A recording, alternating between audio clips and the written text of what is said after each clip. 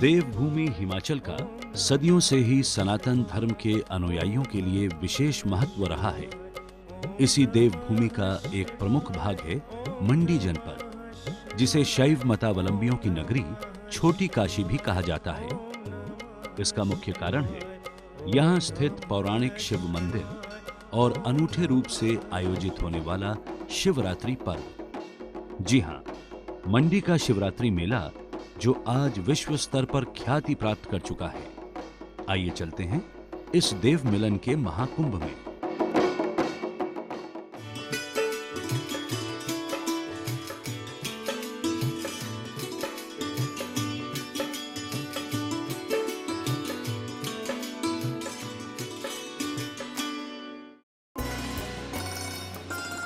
मंडी की शिवरात्रि को समझने के लिए हमें इतिहास के पन्ने पलटने होंगे।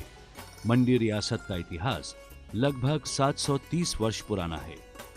इसकी स्थापना 1280 ईस्वी के आसपास राजा बाणसेन ने की थी। इन्हीं के वंशज सूरजसेन ने 1520 ईस्वी के आरंभ में वर्तमान मंडी नगर को बसाया तथा मंडी नगर के मध्य भूतनाथ मंदिर का भी निर्माण कराया गया। मंडी के शिवरात्रि मेले को व्यवस्थित रूप देने का कार्य भी राजा सूरजसेन के दौर में ही हुआ।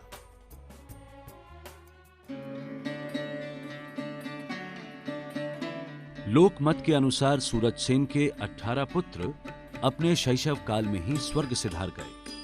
इसके बाद उत्तराधिकारी के रूप में सूरजसेन ने विष्णु स्वरूप माधोराय की चांदी की एक प्रतिमा बनाकर राजमहल के मंदिर में प्रतिष्ठित कर अपना सारा राज्य उसे सौंप दिया।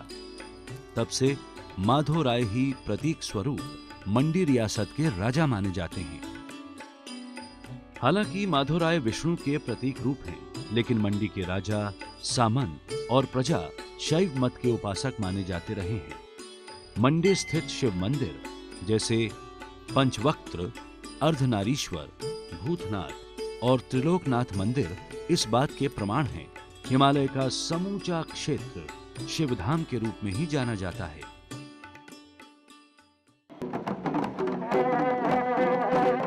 मेले की तैयारियां महीनों पहले मंडी जनपद के विभिन्न देवताओं को निमंत्रण भेजने के साथ ही आरंभ हो जाती है। प्राचीन काल में निमंत्रण मंडी के राजा की ओर से दिया जाता था, परंतु अब प्रतीक रूप से राजा उपस्थित होते हैं और व्यवस्था का सारा जिम्मा स्थानीय प्रशासन का रहता है। दूर दूर से देवगण पालकियों में सवार होकर अपने भक्तों और अनुयायियों के साथ मेले में पधारने लगते हैं। पारंपरिक पोशाकों में लोग अपने अपने इष्ट देवों की सुसज्जित पालकियां उठाए मंडी नगर की ओर चले आते हैं। इस अलौकिक वातावरण को ढोल, नगाड़े, शहनाई, करनाल और रणसिंगे जैसे लोक वाद्यों की ध्वनियां और अधिक सुरमई बना देती है। ये वाद्य यंत्र भी अपनी क्षेत्रीय विशेषताओं से युक्त संगीत बिखेरते हैं।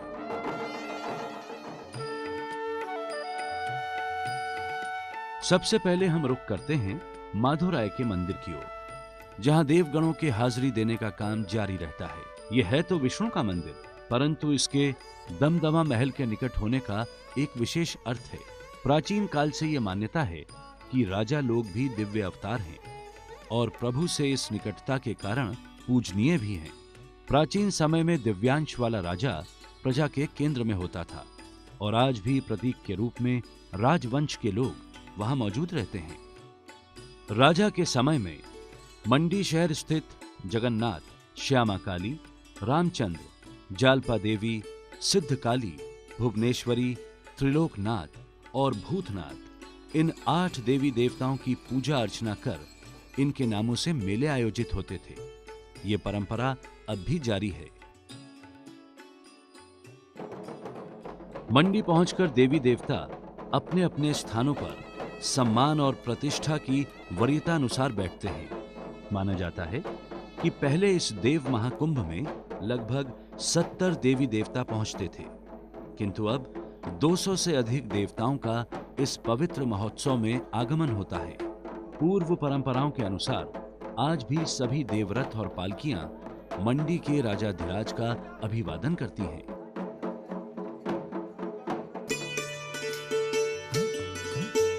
देवी देवताओं में सबसे वरिष्ठ और सर्वोच्च पद वाले देवता कमरू नाग माने गए हैं, जो समुद्र तल से 9000 फुट ऊंचे पर्वतीय क्षेत्र के कमरू नाग स्थान पर एक झील के किनारे अपने मंडप में निवास करते हैं। शिवरात्रि से 2 दिन पहले ही सूरज पंखे पर जड़ित उनका मोहरा नगर में प्रवेश कर टारना देवी के प्रदक्षिणा पथ में प्रतिष्ठित होता है। कमरू नाग के प्रवेश के साथ ही मंडी शिवरात्रि पर्व का आरंभ होता है। कमरू नाग को वर्षा के देवता के रूप में भी जाना जाता है। पड्डल मैदान में हलचल तभी से शुरू हो जाती है जब श्रद्धालु पूर्व तैयारी को देखने के लिए उमड़ते हैं। यहाँ पर सरकारी व गैर सरकारी विभिन्न संस्थाओं की प्रदर्शनियों में लोग विकासात्मक झलक देखने के साथ साथ जमकर खरीदारी भी करते हैं। मेले में देवताओं के साथ आए देवलुओं के खाने की व्यवस्था स्थानीय प्रशासन तथा कुछ जनसेवी संस्थाएं करती हैं। मेले के अंतिम दिन कमरू नाग का गुर मोहरा उठाए टारना मंदिर से मंडी नगर के मध्य स्थित चौहटा में पहुंचकर सभी देवी देवताओं की परिक्रमा करता है। इस दिन मेला कमेटी की ओर से सभी देवी देवताओं को भेंट स्वरूप चादर व दक्षिणा दी जाती है और इस तरह महान देवता अपने मूल स्थान की ओर लौटते हैं। भक्तजन भी सभी देवी देवताओं को श्रद्धा सुमन अर्पित कर उनसे चावल के दाने व फूल आशीर्वाद के रूप में प्राप्त करते हैं। तत्पश्चात सभी देवी देवताओं का पालकियों और रथों में अपने अपने मूल स्थान की ओर प्रस्थान शुरू हो जाता है। इन प्रक्रियाओं में सबसे महत्वपूर्ण अवसर देव मिलन का है और देवताओं के आपसी व्यवहार से सामान्य नागरिकों तक ये संदेश जाता है कि जो देवताओं के लिए स्वीकार्य है वही सबके लिए स्वीकार्य माना जाएगा।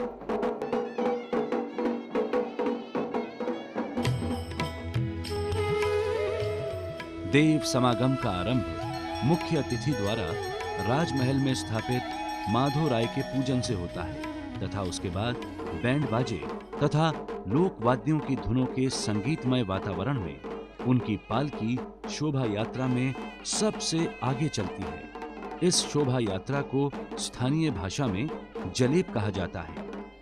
इनके पीछे अन्य देवता, अतिथि और नगर के गणमान्य व्यक्ति चलते हैं।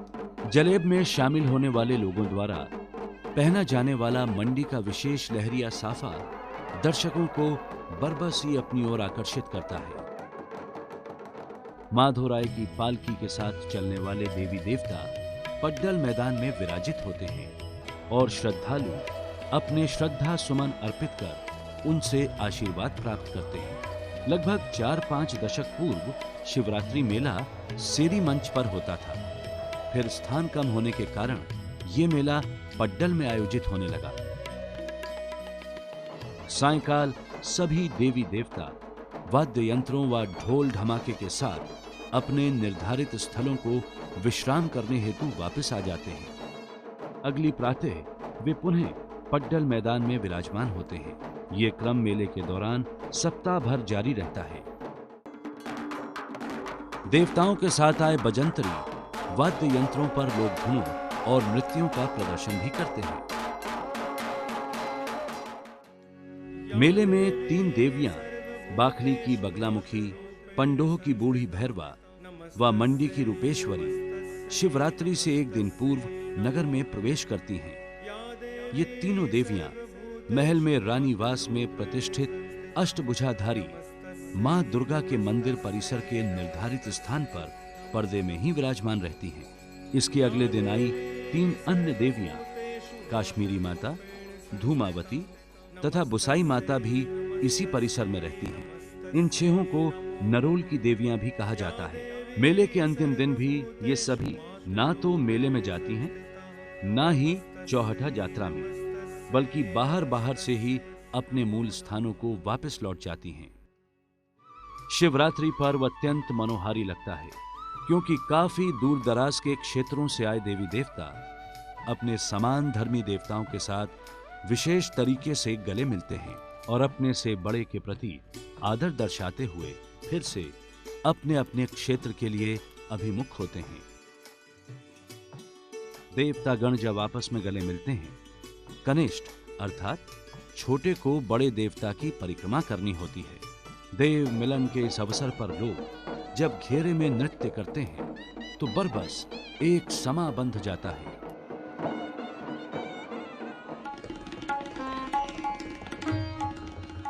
अतिथि देवताओं की लंबी सूची के कारण कुछ देवता गण भूतनाथ के ही मंदिर में अपने गुरुओं के साथ आसन जमाते हैं तथा वहीं पर गुरचेले सब तरह के अनुष्ठानिक कार्य करते हैं। शिवरात्रि के इस मेले में कुछ अन्य देव प्रक्रियाएं भी चलती रहती हैं। मेले के समापन की पूर्व संध्या पर मंडी के भवानी पैलेस में पाराशर देवता की जाग का अनुष्ठान आयोजित किया जाता है। इसमें देवता के गुरु देव नृत्य कर भक्तों के प्रश्नों का उत्तर देते हैं। ये क्रियाविधि अत्यंत रोमांचकारी होती है। आज मंडी के शिवरात्रि मेले की गूंज ऐसे विराट सांस्कृतिक मेले के रूप में है जो हिमालय क्षेत्र की विशेषताओं और रीति रिवाजों के बारे में दुनिया भर के लोगों को सुनाई देती है। अंतर्राष्ट्रीय स्तर पर इस मेले को पहचान दिलाने का श्रेय राज्य सरकार और स्थानीय प्रशासन को जाता है। मेले के दौरान लगभग प्रत्येक दिन कोई ना कोई विशेष अतिथि जनता के मध्य उपस्थित होकर मेले के कार्यों में सहयोग देता है, चाहे राज्य के राज्यपाल हों, मुख्यमंत्री हों अथवा कोई अन्य केंद्रीय या राज्य मंत्री। स्थानीय लोगों के साथ सभी का मेले के दौरान सहयोग रहता है। सप्ताह भर चलने वाले इस पर्व की प्रत्येक संध्या को शहर के ऐतिहासिक सेरी मंच पर सांस्कृतिक कार्यक्रमों का आयोजन होता है, जिसमें स्थानीय और राष्ट्रीय स्तर के कलाकार अपने गायन, वादन और नृत्य प्रस्तुत करते हैं। ऐतिहासिक पड्डल मैदान पर स्कूली छात्र छात्राओं को सांस्कृतिक प्रस्तुतियां और एनसीसी, पुलिस तथा सेना की ड्रिल इत्यादि भी कार्यक्रम के आकर्षण का मुख्य केंद्र होते हैं। मंडी शिवरात्रि एक अंतर्राष्ट्रीय मेला है। अब दूर दूर के देशी विदेशी पर्यटक भी इस मेले में रुचि लेने लगे हैं। ये आयोजन पूर्ण रूप से हिमाचल की लोक संस्कृति का ही प्रतीक है, जिसमें स्थानीय परंपराएं, धार्मिक अनुष्ठान, देवी देवता, उनकी पोशाकें, सुंदर देवरथ तथा पालकियां और अनेक प्रकार के वाद्य यंत्र शामिल हैं।